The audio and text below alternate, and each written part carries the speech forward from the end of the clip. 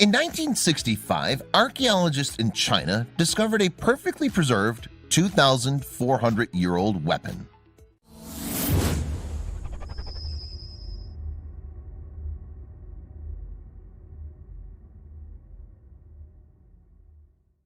Central China, 1965.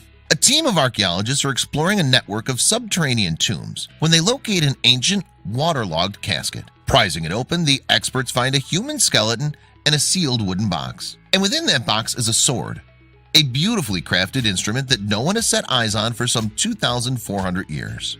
Swords have long represented power within human societies. For warriors of so many cultures and times, the weapons have been seen to symbolize strength, chivalry, and masculinity, as well as war. Indeed, this is reflected in the plethora of hero myths that have survived through the ages, from King Arthur and Excalibur to the Greek myth of Perseus. And the Far East, too, has much to offer in this arena. The so-called Sword of Guzheng, discovered in the Chinese tomb in 1965, is an incredible cultural treasure. Its workmanship is sublime, and its physical properties are extraordinary, and its discovery in modern times has allowed historians to take a look back into an ancient world. The sword was uncovered in the province of Hubei, whose name means north of the lake, a reference of the expansive Lake Dongting in Hunan province. The Hubei area was inhabited by humans during the Neolithic times and is considered to be one of the birthplaces of Chinese civilization. And naturally, Hubei province has a rich and intriguing archaeological record. At its heart, the province consists of a sprawling, ultra-fertile alluvian plain called Zhangjiang. The plain is surrounded by several mountain ranges, including the Jing, Daba, Wu, and Wudang mountains, with the highest peak climbing to more than 10,000 feet. And the Yangtze River runs through Hubei, with one of its larger tributaries, the Han River, joining it in the Zhangjiang Plain. The plain is also punctuated by numerous lakes, giving Hubei the moniker Province of Lakes. Additionally, thanks to its many hydroelectric dams, it has a number of artificially created reservoirs. In fact, the region is currently home to the largest dam in the world in terms of electrical output, the Three Gorges Gravity Dam on the Yangtze. The Sword of Guzheng was found during a survey of the Zhang River Reservoir's second aqueduct, which is located in the city of Jingzhou. This urban center is a 2,000-year-old hub of culture and history that was once the illustrious capital of the state of Chu, a kingdom that lasted for 411 years and saw a succession of 20 kings. Now, while investigating a section of aqueduct in the Jiangling County, the archaeologists discovered a series of 50 tombs, apparently constructed during the Chu era. And so, in October 1965, they commenced digging. Over the next 3 months, the team would then go on to recover a haul of more than 2,000 artifacts. The casket containing the Sword of Guzheng was discovered in a tomb situated about 4.3 miles from the ruined city of Ying. Said bygone city was another old capital of Chu, in its case located close to contemporary Guangzhou.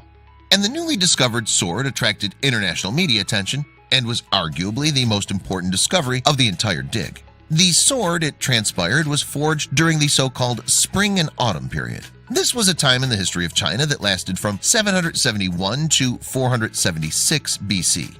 The name, meanwhile, comes from a set of records written during this time that describe the affairs of the state of Lu. Known as the Spring and Autumn Annals, these records contain accounts of major events in the region, such as battles, marriages, deaths, and rituals. The annals are traditionally thought to have been assembled by the pivotal Chinese philosopher Confucius and remain a key historical source. In fact, they're regarded as one of the 5 classics of Chinese literature. The Spring and Autumn period began in 771 BC with the destruction of Haojing, the capital of western Zhao. Defeated by the Quanrong, the Zhao king escaped to the east and founded the Eastern Zhao dynasty in the capital of Luyi.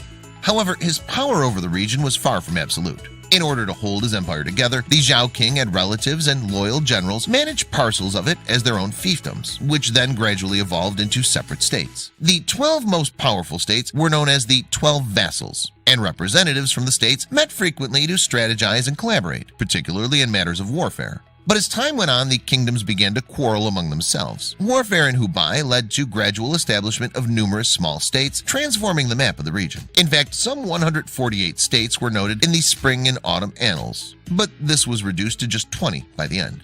Naturally, the period was marked by ongoing technological developments, particularly in the production of weapons. Some fine swords were designed and forged during this era, often over a number of years. And the Sword of Guzheng was one such weapon, itself a product of tremendous skill and labor. The sword of Guzheng is 21.9 inches long and weighs just a little under 31 ounces. Tapering to a pointed tip, its blade is 1.8 inches in width at its base. And the hilt or handle of the sword measures some 3.3 inches long. Meanwhile, the surface of the blade on both sides is etched with diamond patterns, and the hilt is lightly embellished with blue stones. It has silk bindings, and its rounded pommel consists of some 11 circles that share the same center. Great care, then, was seemingly taken in the design and construction of this sword. But what makes the weapon truly special is its remarkable state of preservation. Despite having spent more than 2,000 years in a water-soaked tomb, it was discovered completely untarnished, as well as being deadly sharp. Indeed, researchers found it quite capable of slicing through a pile of 20 sheets of paper. Now, while the sword's airtight sheath helped protect it from the elements, its metallurgical composition also contributed to its longevity. The blade consists mainly of copper, bestowing it with flexibility, but the edges contain extra tin, which gives them an enduring sharpness. Traces of sulfur throughout also reportedly help to protect it against tarnishing. As for the owner of the sword, well, he's named specifically in 2 columns of engraved script on both sides of the blade. The writing is a type of seal script known as birdworm, after the fuzzy strokes that define its characters. Seal script derived from so-called oracle bone script and was in popular use through the spring and autumn period. The inscriptions of the sword reveal then that it once belonged to a local king, King of Yu, it says on one side of the blade, made this sword for his personal use, it says on the other. However, the words do not specify exactly which King of Yu made this sword. Now, the Kingdom of Yu was a regional power that lasted for approximately 160 years, until its annexation by Chu in 334 BC. Some 9 different kings ruled over the state during that time, and so in order to determine the sword's owner, a group of historians started to share their theories in a series of written letters. After several weeks of discussion, the scholars began to develop a broad sense of the sword's history. It's believed that it belonged to Guzheng, a warrior king famed for his grit and determination in difficult times. In fact, Guzheng participated in the last great war of the age and is thought by some to have been one of the 5 hegemons.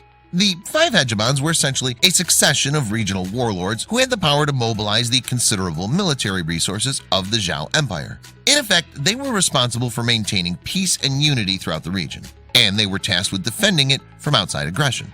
But before he could become a hegemon, Guzheng first had to prove himself worthy. Inheriting the Yu crown from his father Yun Cheng, Guzheng became king in 496 BC and immediately faced an existential challenge. King Helu of Wu, a neighboring state and long-running enemy of Yu, perceived vulnerability in the Yu court and gathered his armies for an attack.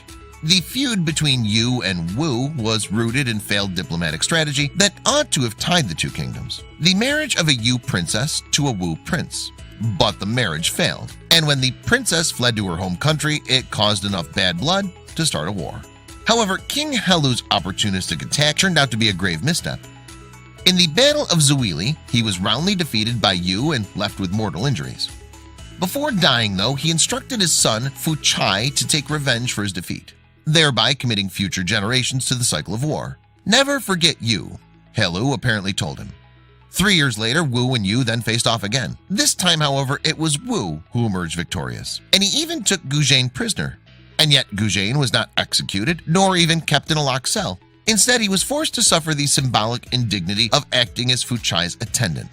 Guzheng's ordeal lasted just 3 years before Fu Chai allowed him to return home. So, his royal power restored, Guzheng assembled a team of seasoned counselors and diplomats to help strengthen his kingdom. And at the same time, he began pursuing a strategy of weakening Wu and its infrastructure with unofficial inducements and conspiracies.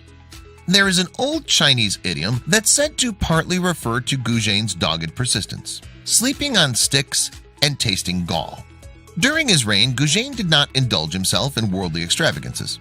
Instead, he ate as simply as the common folk and even forced himself to consume bile as a reminder of his captivity in Wu. And in the end, Guzheng's persistence paid off. According to a historical chronicle written by the Han Dynasty in 94 BC and known as the Shiji, a decade of focused statecraft had transformed Yu into a regional powerhouse. After 10 years of reforms, it says the state is rich, the warriors well rewarded. Now, before striking at the Wu capital, Guzheng had waited for Fu Chai to guide his armies northward for a separate confrontation with the state of Qi. What's more, the attack was a success, and Guzheng even succeeded in killing Yu, the crown prince of Wu. Then, in 473 BC, Guzheng again laid siege to the capital, and this time the city endured for 3 years before falling. Interestingly, Goujian was known for some bizarre and terrifying tactics on the battlefield. It's said, for example, that he would fill his front lines with self-destructing soldiers, and their function seems to have been to frighten the enemy by committing suicide, sacrificing themselves in a spectacle by slicing their own throats. Now, despite Fuchai having shown him clemency years before, Goujian refused to accept Fuchai's surrender, and he was therefore forced to kill himself. Then, upon assuming control of Wu, Goujian purged the Wu court by executing its scholars. In what was perhaps a wise yet undoubtedly cruel move, the triumphant King Goujian did not spare his enemies. Goujian subsequently reigned over the kingdom of Yu for 31 years until his death in the year 465 BC. Then, around 10 years later, the wider region entered a new phase of history known as the Warring States period. This was a time typified by an intensification and escalation of interstate conflicts. In 334 BC, 6 generations after the reign of Goujian, King Wujian of Yu was readying to invade Qi. The king of Qi dispatched a diplomat to convince him to attack Chu instead.